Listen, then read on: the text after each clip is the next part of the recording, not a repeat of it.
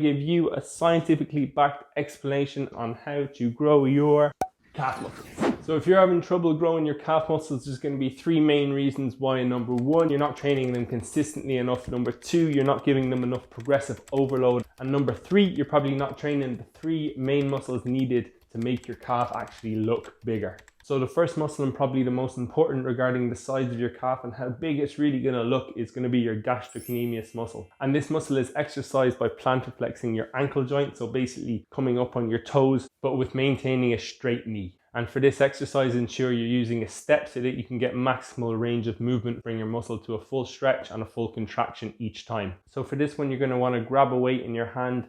Don't try to balance with this exercise. If you've got a weight on your back, again, try to use a wall or something for balance. Most ideally, you do this on a Smith machine where the bars are actually controlled on tracks, so the bar can't go forward or backwards. If you want to work on a balance, that's another story. So the second muscle that you're absolutely going to want to exercise is your soleus muscle. And this muscle is exercised again by plantar flexion of your ankle joint, which is essentially, again, coming up on your toes.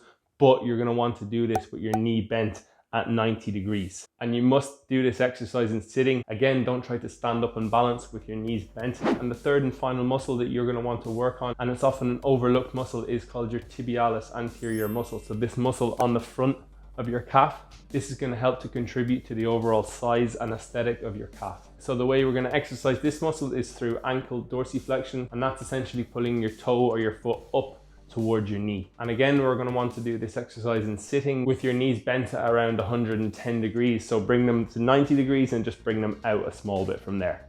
Then place a weight on your foot and you're going to curl the weight up with this muscle.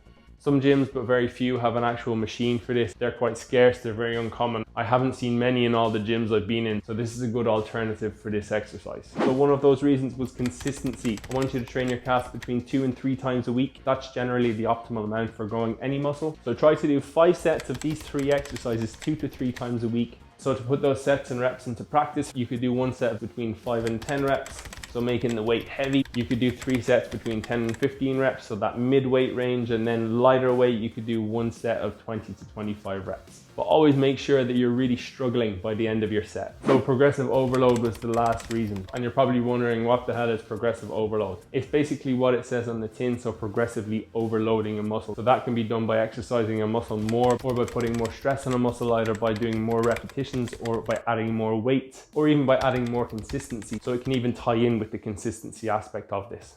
So what exactly am I saying here? I'm saying basically in a nutshell that you're probably not training your muscles intensely enough.